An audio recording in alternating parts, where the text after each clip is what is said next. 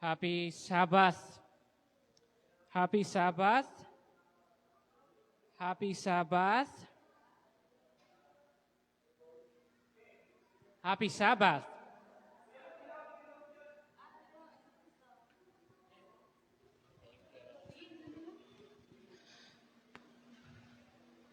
Good evening and happy Sabbath. Happy Sabbath. Amen. Mapalad po tayong lahat mga kapatid, especially me. I'm considering myself as extra na mapalad kasi nabigyan tayo ng opportunity ulit na magamit sa gawain ng Panginoon. Magkaroon na naman ng speaking engagement para sa inyo mga kapatid. Sa gabing ito mga kapatid ay tayo ay patuloy na gaganap or gagampan doon sa program ng GC. Mga kapatid, tayo po ay kasalukuyan nasa 10 days of prayer. Ano po? 10 days of prayer. Siguro yung sa inyo, yung iba sa inyo nakakapanood sa ibang mga churches, sa kanila po, culmination na nila today. Kumbaga parang last day or second to the last day na nila today. Yung ating church po medyo nahuli. Ano? Pero ang sabi nga nila, hindi naman mahalaga yung face or yung pace natin, di ba? What matters most is ginawa natin. Ano? Tayo ay nakipart. Ano po? Tayo ay united pa din sa ating church, sa ating world church. Ano po? At sa gabing ito, tayo po ay nasa day 2 ng ating 10 days week of prayer. Yung atin pong 10 days of prayer for this year, mga kapatid, medyo kakaiba ito. Bakit? Kasi ito po ay hindi sermon style or sermon-based na 10 days of prayer na kinagas na natin sa mga nakalipas na mga taon. So, yung atin pong mga gagawin ay ifa-flash dyan sa screen. Ano po? Tayo po ay mag-groupings. Sino po sa inyo yung nandito last Wednesday? Okay, hindi lahat. So, at least 40% ng population ay hindi naka-attend. So, mag-grupo-grupo pa po ba tayo, Brother Milfred? Tayo po ay mag-grupo-grupo mga kapatid. Simulan po natin ang ating pag-worship ngayong gabi, yung ating 10 days of prayer sa pamamagitan ng groupings muna. Let's group ourselves into 6 maximum mga kapatid. 6 na po. Siguro, Kuya Danny, kayo na po dito. Bro, dito na kayo. Kay Kuya Danny na kayo na grupo. Isang group na kayo. Tapos dito, 2 grupo siguro.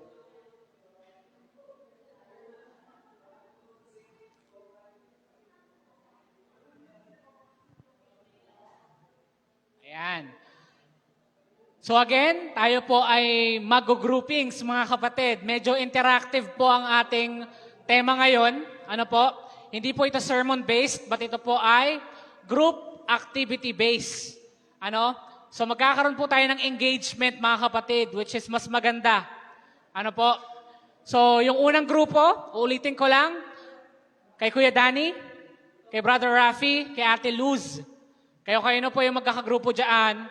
Second group, kay Ate Elisa, hanggang dyan kay Brother. And yung third group, kay Brother Filomeno, until doon kay Brother Frank. Kayo na po dyan. Yan. Salamat po sa inyong cooperation, mga kapatid. Let us remember the importance of unity. Amen? Sa ating Sabbath School lesson, stand up for unity. Mga kapatid, yan po yung ating pinaglalaban sapagkat ito po ay important. Ito po ay pinangunahan ng ating Panginoon at ng mga disipulo. Tayo po ay manalangin, mga kapatid. Let us pray and invite the presence of the Holy Spirit. Ama naming Diyos na nasa langit, Panginoon, tunay nga na kami ay mapalad. Sapagkat sa gabing ito kami ay magkakasama, pumupuri sa inyong banal na pangalan. Aming dalangin, Panginoon, na sa aming pagpupulong, pag-worship sa gabing ito, please unleash the Holy Spirit to every one of us so that we can discern spiritual things and we can use it in our daily life. Ito po ang aming dalangin sa pangalan ni Jesus. Amen. By the way, yung title po pala ng ating week of prayer this year ay may pinamagatang Unleash, mga kapatid. Siguro yung iba sa inyo nag-wonder, ano ba yung unleash? Parang ito ay release, parang ganon. Pero sa aking pagre-research, ito daw po ay ginawang unleash sapagkat we want the Holy Spirit to be unleashed sa atin, mga kapatid. Sapagkat sabi ng ating pag-aaralan, preview, ang ating pag-aaral pala ay nakapaloob doon sa aklat ng Acts, chapter 1, verses 6 to 8. Ang pamagat po pala ng ating day 2 ngayon ay tinatawag na align with kingdom priorities, mga kapatid. So meron tayong alignment na pag-aaralan ngayon. Yung first day, mga kapatid, ay may pamagat na Know Jesus as our Savior. Ito po ay connected, mga kapatid. Bakit? Why do we have to know our Savior? Sapagkat kapag nalaman natin kung sino yung ating tagapagligtas, everything will follow. Especially the alignment of our priorities. Amen? Gusto ko pong basahin, mga kapatid. I think binigyan ko yun ng mga Bibles, ano? Meron na ba tayong mga Bibles? Amen. Babasahin ko lang, mga kapatid, kasi napakaganda yung ating pag-aaralan doon sa chapter 1 ng Acts, verses 6 to 8. Magbibigay lang ako ng konting introduction, mga kapatid, bago tayo tumungo doon sa ating grouping discussion. Ang sabi dito, verse 6, So when the apostles were with Jesus, they kept asking him, Lord, has the time come for you to free Israel and restore the kingdom? Verse 7, he replied, The Father alone has the authority to set those dates and times, and they are not for you to know. Verse 8, But you will receive power when the Holy Spirit comes upon you, and you will be my witnesses, telling people about me everywhere in Jerusalem, through Judea, in Samaria, and to the ends of the earth. Mga kapatid, itong verse po na ito, yung scene po na ito, mga kapatid, ito po ay after ng mabuhay ng ating Panginoong Hesus. Ano po? He's already resurrected, and this scene is yung mga pangyayari bago siya mag-ascend doon sa heaven. Ngayon, kung nasusubaybayan niyo po yung ating pag-aaral doon sa From Heaven with Love, ano po, doon sa Mark chapter 13 ata yun, may ganito ring senaryo. May katanungan din yung mga disipulo kay Jesus. Lord, kailan ba mangyayari yung prophecy ng inyong second coming and yung destruction ng Jerusalem? Sinagot ba ni Jesus yung tanong, mga kapatid? Hindi po agad-agad because of mercy. Ano po? Ayaw ng Diyos na masaktan yung mga disipulo. Okay? In this very instance, mga kapatid, hindi din po direktang sinagot ni Jesus yung kaniyang mga disipulo the way they want them to be answered. Ano po? Hihimay-himayin ko lang po yung mga verse, mga kapatid. Ang sabi dito, doon sa verse 6, they kept asking Jesus, Lord, has the time come for you to free Israel and restore your kingdom? Ngayon, mga kapatid, itong very scenario na ito, hindi pa nila nagigets. Ano? Yung gusto mangyari ng mga disipulo is yung earthly kingdom na sinasabi. Again, yung title ng ating topic today or tonight is Align Your Priorities to the Kingdom of God. In this very instance, mga kapatid, ng ating pag-aaral, yung mga disipulo, hindi pa nila nagagrasp na si Jesus ay hindi bumaba para sa earthly kingdom. It's always heavenward, mga kapatid. It's always heavenward. Gusto kasi nila Yung mga makamundo, okay, gusto nila maging parte ng kingdom na iyon, yung earthly kingdom. Kaya nga doon sa Mark 20 ba yun? Si James and John, gusto nila maging right and left hand ni Jesus. Kasi gusto nila parang magkaroon ng posisyon sa kingdom. Pero hindi naman kasi talaga yan yung gusto mangyari ni Jesus. So this gives us the idea, mga kapatid, na yung atin bang priority ngayon, we all have different priorities. May sarili akong priority. It could be that your priority is your bills. Marami kasi akong binabayaran. As a student, your priority is to finish college. Tama? Sa trabaho, kung ikaw ay nagtatrabaho, yung priority mo ay makapasok araw-araw. Ano po? That the very question tonight, mga kapatid, is our priorities preparing us for that heavenly kingdom. Ano po? Hindi sana tayo masilaw, mga kapatid. Hindi sana tayo ma-blindside sa ating mga priorities, kagaya na nangyari sa ating mga disipulo. Ano po? Na gusto nila mangyari na akala nila si Jesus ay bumaba para maghari sa Jerusalem. Hindi nila nakita yung bigger picture. Ano po? The story of the disciples should teach us na yung mga priority natin ngayon, mga kapatid, should prepare us for that heavenly kingdom. And how do we prepare for that heavenly kingdom, mga kapatid?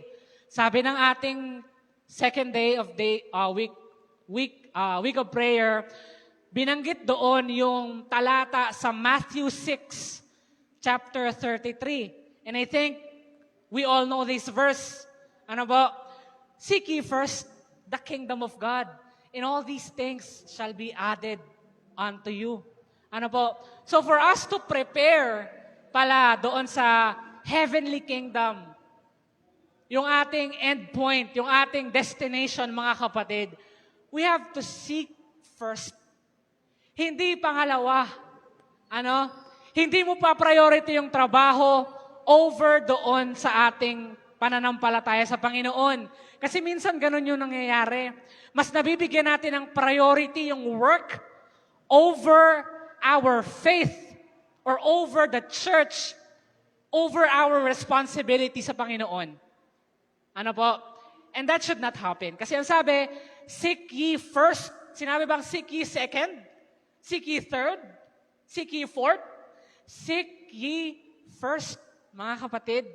Yun ang sinabi sa talata. And all these things, the kingdom shall be added unto us. Ngayon, mga kapatid, doon sa verse 7, again, we're studying chapter 1 of Book of Acts, 6 to 8 verses. Verse 7, ang sabi dito, he replied, the Father alone has the authority to set those dates and time, and they are not for you to know. Even the angels, sabi ni Mrs. White, mga kapatid, sabi ng Biblia, even the angels do not know the time. We know that second coming will happen. Okay? We all know that. But we do not know the exact time, the exact when. Amen? Isa sa mga nakuha kong prinsipyo, isa sa mga nakuha kong aral sa ating pinag-aaralan ngayon, mga kapatid, the question should not be the when. It should not be the when. Ang sabi sa verse 7, the Father alone has the authority to set those dates and times, and they are not for you to know. It is not for us to know, mga kapatid. If the question is not the when, mga kapatid, ano ba yung tanong dapat? It's the what. Ano ba yung dapat natin ginagawa habang naghihintay? 'Di ba? Hindi tayo mamomroblema doon sa eksaktong time kung kailan ba darating si Jesus. Bakit? Kasi the more we question, the more the problem we get. Mga kapatid, sa simpleng sweldo, Mga kapatid, in my personal experience, minsan, syempre, sumusweldo tayo, nagtatrabaho tayo, merong set time and date yan kung kailan kasi sweldo. Kaya Danny, kinsenas, katapusan, di ba? Minsan, kapag malapit ka na doon sa araw ng iyong sweldo, doon na parang nababalisa ka na. Minsan yung iba sumasaya kasi nga sweldo na eh. Pero most of the time, if you are a family man, and your family is big, you have a big family, ano po, minsan, before dumating yung sweldo, andyan na si budgeting, andyan na yung mga paglilista ng mga kung ano-ano. Ano po? So, problem arises, mga kapatid, when we are expecting something to happen. Okay? And I believe, mga kapatid, na yung isip ng Panginoon na hindi natin kayang arokin. Hindi niya binigay sa atin yung eksaktong time, yung eksaktong when, for some reason, for a certain reason. Bakit? In my own opinion, mga kapatid, mas maganda pang hindi binigay sa atin kung kailan. Kasi kung binigyan tayo ng eksaktong time and date para bumalik ang ating Panginoon, pwede pa tayo mag-procrastinate eh. Pwede pa natin sabihin, okay, may 3 years pa ako. Pwede muna akong maglibang-libang. 3 years pa naman eh. Kuya Pidik, 3 years pa? I can prepare for 6 months siguro. Tsaka na ako mag-aaraw-araw sa church kapag malapit nang dumating. Di ba? Ganon tayo minsan, mga kapatid. And all of us, hindi tayo exempted sa ganon. That could happen. Di ba? So it's better na hindi natin alam. We should not focus on the when, but we should focus on the what. Ano ba yung ginagawa dapat natin while preparing for that big event, mga kapatid? Ano po? Ang dapat natin gawin is to align our priorities with the kingdom. Last verse 8, ang sabi dito, but you will receive power. You will receive power when the Holy Spirit comes upon you, and you will be my witnesses, telling people about me everywhere, in Jerusalem, throughout Judea, in Samaria, and to the ends of the earth. As a servant of God, mga kapatid, that are patiently waiting, preparing, aligning our priorities to that kingdom. Ang very gist, mga kapatid, ng you will be my people, you will be my witnesses, telling people about me everywhere in Jerusalem, through Judea, in Samaria, and at the ends of the earth. This just means that whenever you are, you should be God's witnesses. Kung nasaan ka man ngayon, doon ka mag-i-start mag-witness. Hindi mo kailangan mag-missionary para mag-share ka doon. If you are in your place right now, kailangan mo maging witnesses kung nasaan ka ngayon. Hindi mo kailangang hintayin na ipadala ka ng GC sa kung saang-saang bansa para magsimula ka mag-preach ng gospel. In all Jerusalem, in all Judea and Samaria, if you're at your house right now, kamusta mga kamag-anak natin sa bahay? Yes, all of us are still praying for them. Ano po? This is just a reminder, mga kapatid, na kung nasaan tayo ngayon, that is the best time to start sharing the Word of God. And God promised power. Mga kapatid, hindi mo lang yan magagawa ng sarili mo. He gives us the power of the Holy Spirit to unleash, ano po? To be unleashed sa bawat isa sa atin. It's not a matter of you asking for, it's not the matter of the Holy Spirit coming into you, mga kapatid. Really, it's a matter of you asking for the Holy Spirit. Ano po? Hindi yung Holy Spirit yung pupunta sa inyo. Hindi mo hihintayin. Kailangan mo siyang tanungin, kailangan mo siyang hingiin sa Panginoon.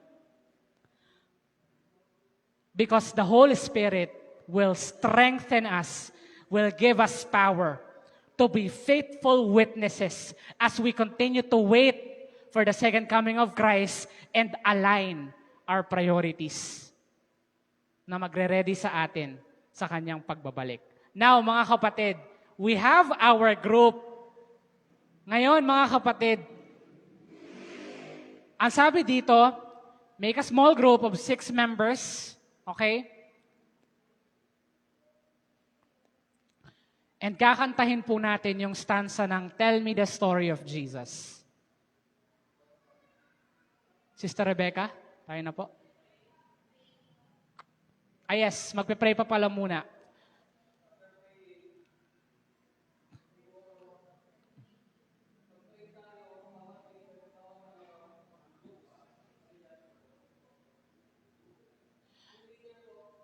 Ipag-pray po natin yung ating nakuha sa maikling mensahe. Just for 2 minutes, mga kapatid. Siguro mag-elect na lang kayo ng isang prayer, isang kapatid na magpe-pray. And then after the prayer, for that short prayer, tayo po ay kakanta ng isang stanza.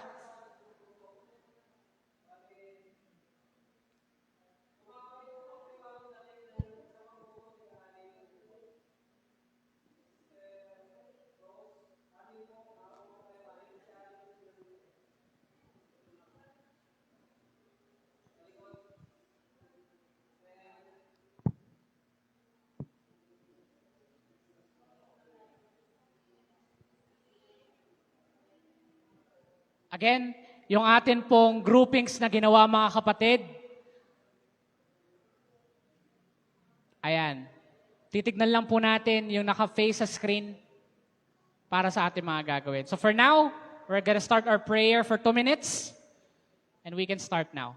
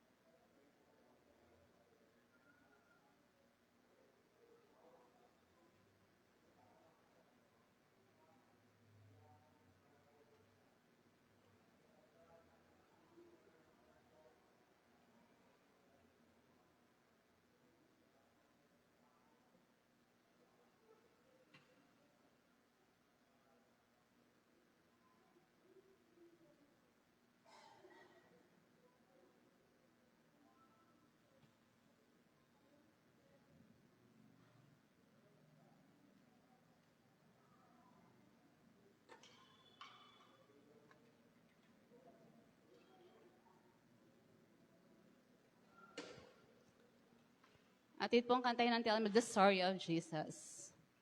First stanza only.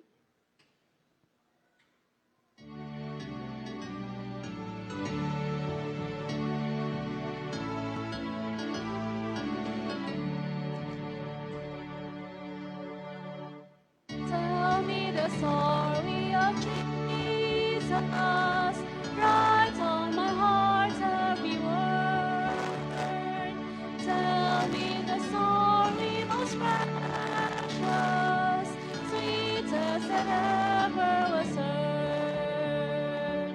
Tell the angels in chorus, song as they welcome these birds. Glory to God in the highest, peace and good tidings on earth. Tell me the story of Jesus, write on my heart every word. Tell me the story most precious, sweetest that ever was heard.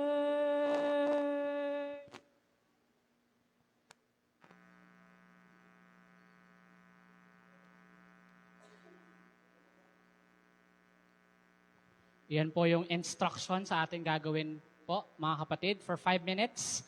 Please open our Bibles and look for this verse na naka-flash sa screen. Yung Luke chapter 19, verse 10. Think of names for Jesus that describe His priorities. Ano ba yung naging priority ni Jesus? And praise Him for these names.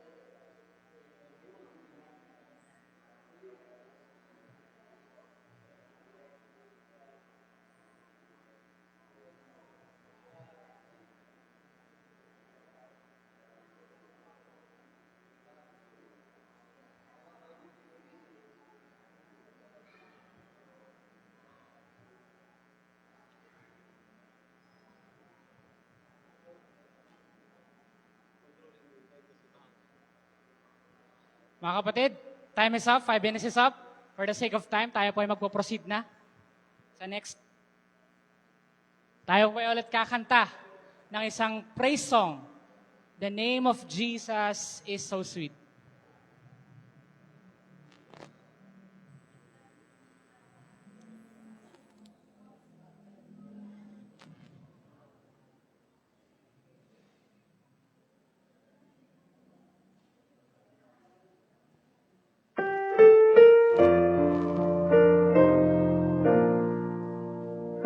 The name of Jesus is so sweet.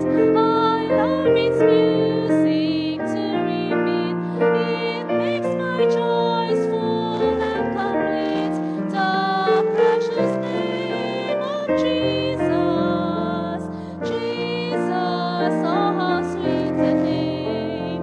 Jesus, every day the same. Jesus, let all saints proclaim. It's worthy praise forever. I love the name of Him whose heart knows all my griefs and bears a part, who beats all anxious fears depart. I love the name of Jesus. Jesus, oh sweet the name. Jesus, every day the same. Jesus, let all saints proclaim. It's worthy praise forever. The name I fondly love to hear. It never fails my heart to cheer. Its music dries the falling tears of Jesus. Jesus, oh how sweet the name. Jesus, every day the same. Jesus, let all saints proclaim. It's worthy praise forever. No word of man can ever tell how sweet the name I love so well. Oh, let its praises ever swell. Oh, praise the name of Jesus. Jesus, oh, how sweet the name. Jesus, every day the same. Jesus, let all saints proclaim. It's worthy praise forever.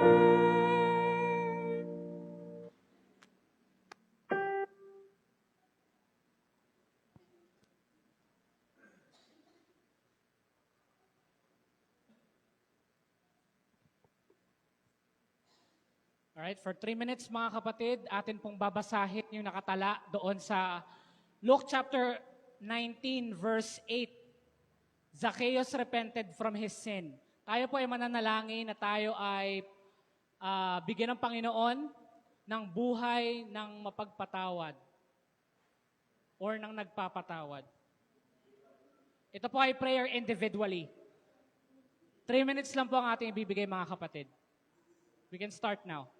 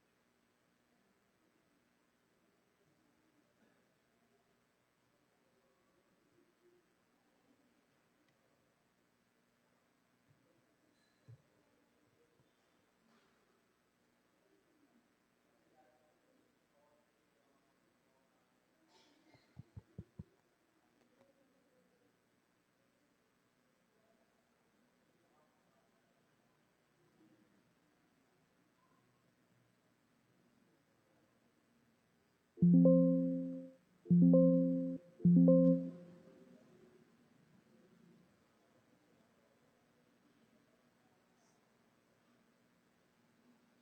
3 minutes is up mga kapatid. Tayo po ay kakanta na ulit ng awit para sa repentance. Let's all sing Chief of Sinners.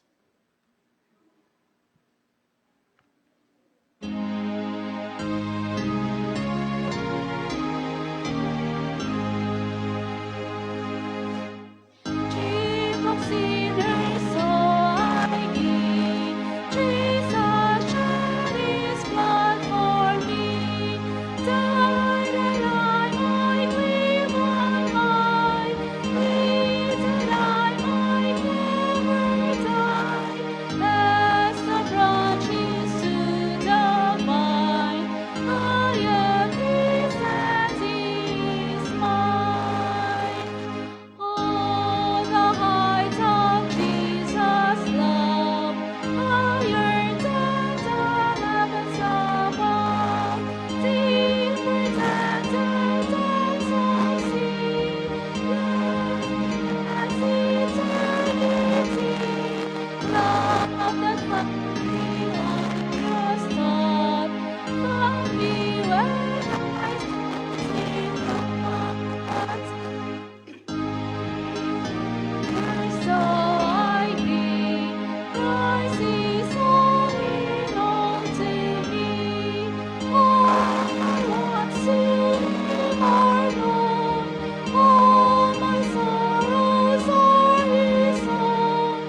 Saving Him from earthly strife. Jesus is the hidden life.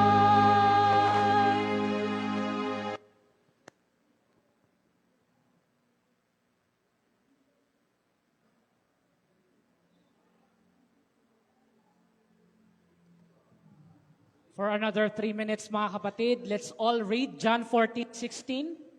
John 14:16, mananalangin para sa banal na spirito. Pumili lang po kayo ng isang member ng group na magpe-pray para sa ating lahat. Sa inyong mga group po. Again, John 14:16. 3 minutes starts na mga kapatid.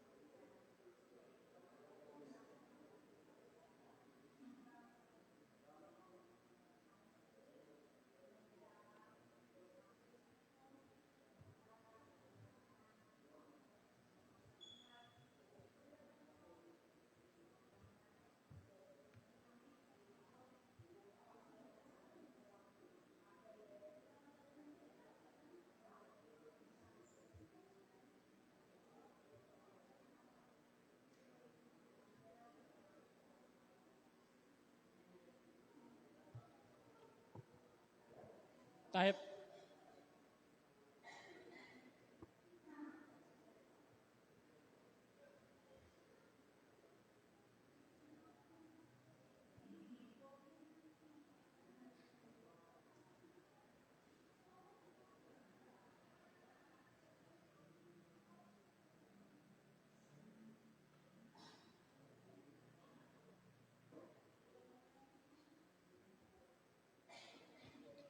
tayo po ay dadako na sa ating awitan. Let's all sing Sweet, Sweet Spirit.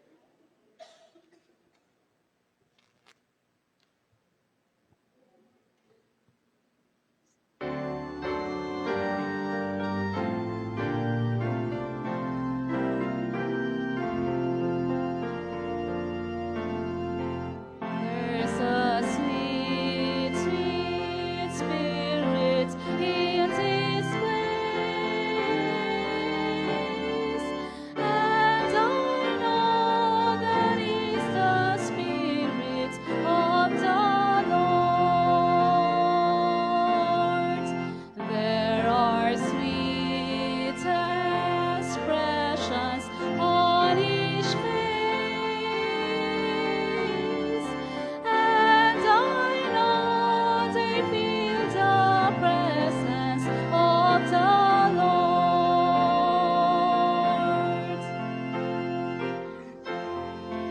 Holy Spirit, sweet heavenly dove, stay right here with us, filling us with your love. And for these blessings, we lift our hearts in praise. Without a doubt, we know that we have been revived, and we shall leave this place.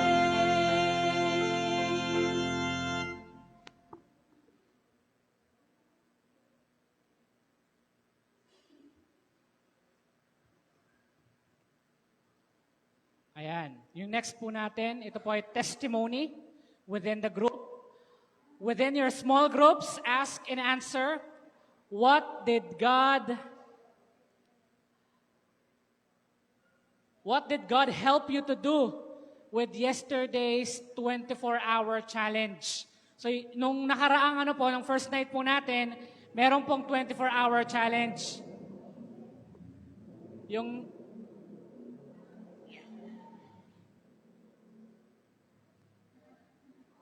ipa-flash din po yan sa screen. Wait lang.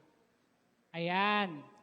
So yung 24-hour challenge, patayin daw po natin yung ating electronic devices for 10 minutes and read yung Psalms 46.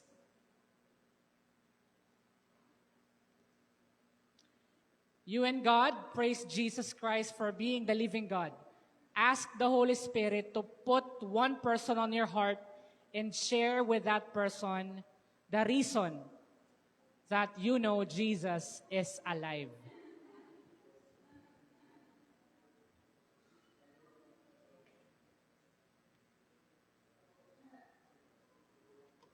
So again, ano tulong ng Panginoon sa challenge na iyan? Sa pagkausap natin sa isang kapatid or kaibigan para i-share yung buhay nating Diyos. Ayan po ay maglalast ng 5 minutes. And our 5 minutes will start now.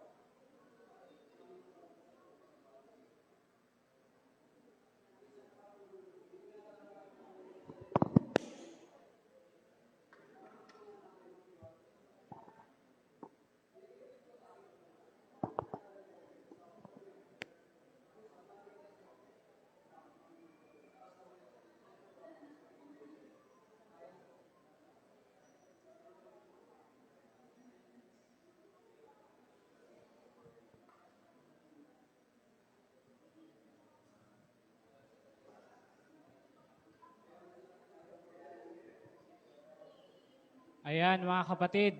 Sana na-encourage tayo sa mga testimonies. Pero tayo po ay dadako na sa susunod nating activity.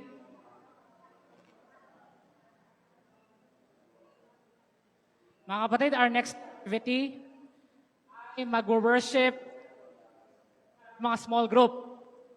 Ngayon mga kapatid, yung number 1, nabigyan na natin ng meaning yan kanina. Na-discuss na po natin yan. Yan po yung message ko kanina. Yung number 2 na lang. In that 15 minutes mga kapatid, tayo po ay mag-reflect dyan sa Ecclesiastes chapter 3, verses 1 to 11.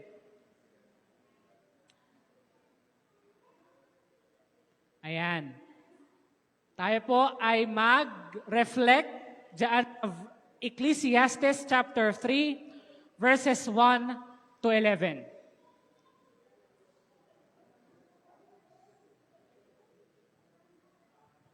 And that 15 minutes will start now, mga kapatid.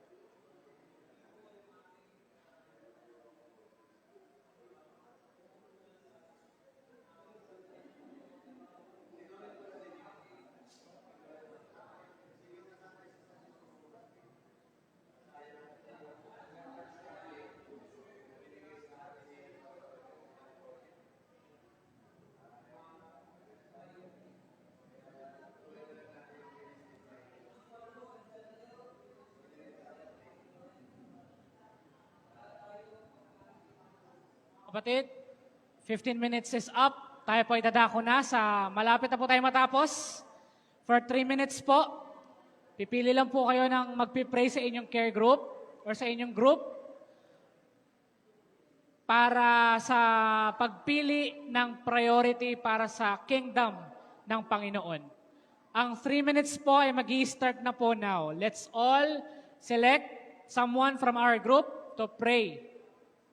Again, this is just for 3 minutes, mga kapatid.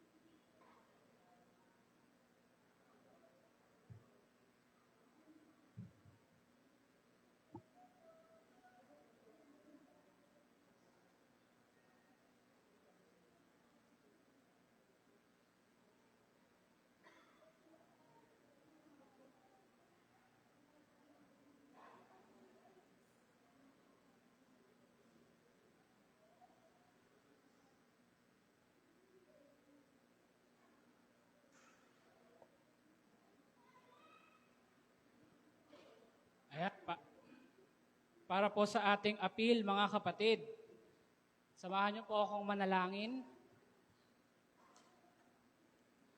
For our closing prayer, let's all seek to align our priorities sa kingdom ng Panginoon. Kung ito po ay hindi pa po align ngayon, let's all seek that sa pamamagitan ng panalangin. Let's all pray, mga kapatid.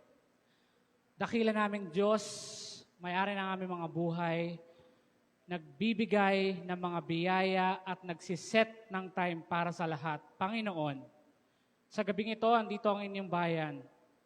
Lord, you promise the Holy Spirit to be with us, to be unleashed in every one of us, Panginoon. Tonight, we ask for that power. We struggle, for we are not perfect, Panginoon. But we believe that the righteous may fall at 7 times, but we will get up again. And that is through the power of the Holy Spirit. Lord, if our life, if our priorities are not yet aligned to the kingdom that you want us to have, we pray tonight, Panginoon, that you always remind us. May the power of the Holy Spirit remind us every time these things. Nang sa ganon, Panginoon, kami ay sama-samang sasalubong sa inyong ikalawang pagparito.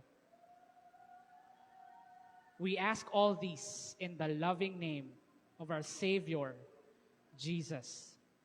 Amen and amen.